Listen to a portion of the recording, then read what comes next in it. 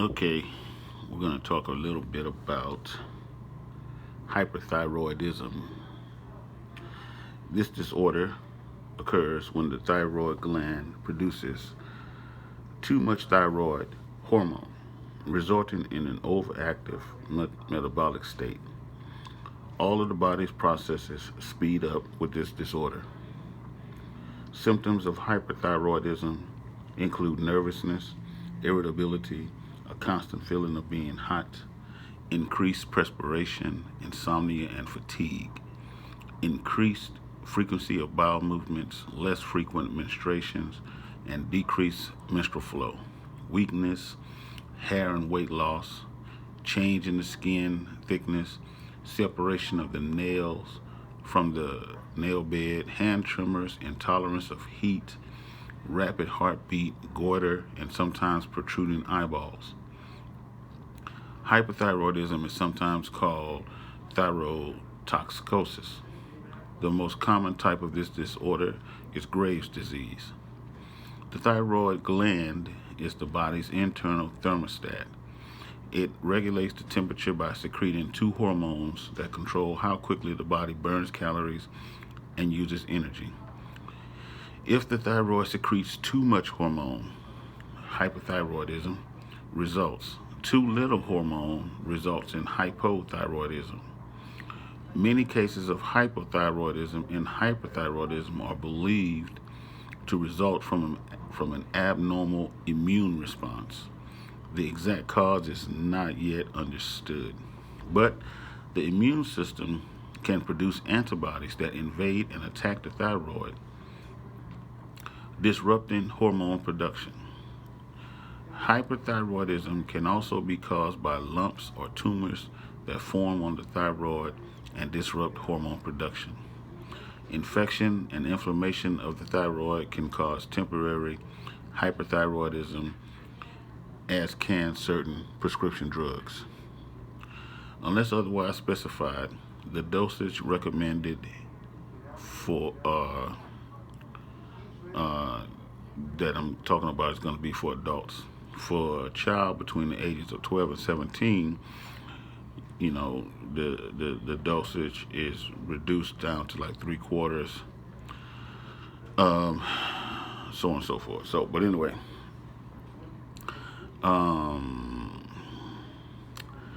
yeah, we're not gonna talk about the drugs. I don't want to talk about the pharmaceuticals. I'm not giving them shit. I'm not giving them no play. But anyway, people say that hyperthyroidism is the good thyroidism. But when you look at the whole picture, you realize that hyperthyroidism is just as bad as hypothyroidism. Just because you get skinny, you can't put, you can't give that an okay. You can't approve that because you get skinny when you have all these other issues going on. And in fact, all of those things are just really symptoms. What's really happening is an infection that, if goes untreated, can literally kill you. So hyperthyroidism, like hypothyroidism, is a very serious situation, and you got to treat it as such. So, at any rate, let's see what else we want to talk about here. I wanted to talk about the herbs to deal with hyperthyroidism. Now, one of the herbs that you can take, for hyperthyroidism is bladderwrack. bladderwrack is one of those green seafoods that will restore, help. It will restore or be beneficial to the thyroid. I'm not saying sea moss and bladderwrack, or sea moss, bladderwrack, and burdock root, which is the common blend that people are usually taking. And I'm saying bladderwrack, just bladderwrack. And the reason why is because the sea moss will have a lot of iodine in it, and the iodine can be you can have too much iodine in the bladderwrack sea moss blend, and then you will hurt the thyroid more that way. So if you got hyperthyroidism, try not to blend those two together. Just use the bladderwrack. Also,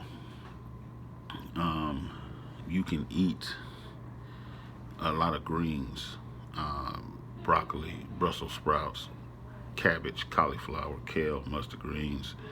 You can eat fruits like peaches, pears, rutabagas, soybeans, spinach, turnips, and these foods suppress hormone production. And if you can, which you should, avoid dairy food. All right. And if you can, avoid coffee, tea, nicotine, and soft drinks. This is basically probably the things that will cause the infection to the thyroid in the first place. The processed foods, the dairy foods, the sugars, the processed sugars, the caffeine and the nicotine that's in the coffees and the teas and the cigarettes. Those things will probably be the cause of the thyroid, the hyperthyroidism, or even the hypothyroidism. So you have to basically isolate all of the things that can be the possible reason why you having the issue. Isolate that and let your body heal.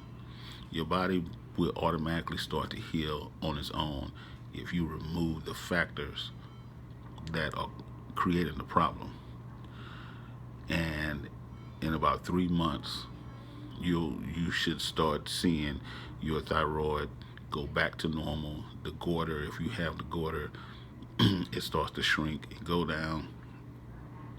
If you have the hyperthyroidism, you'll notice that you start to gain weight. Your hair is starting to grow again. Your fingernails and your toenails and all that kind of stuff is starting to look pretty again, look pink. The bulging eyes. I don't see that a lot, but those are really due to people who don't really take care. They just accept it and they don't treat it. And so then that's when you get to the point to where your eyes are starting to bulge out, you really need to check your health for real. So that is my take on hyperthyroidism. What else can I say? Okay, that's it. I don't want to do too much talking. Peace.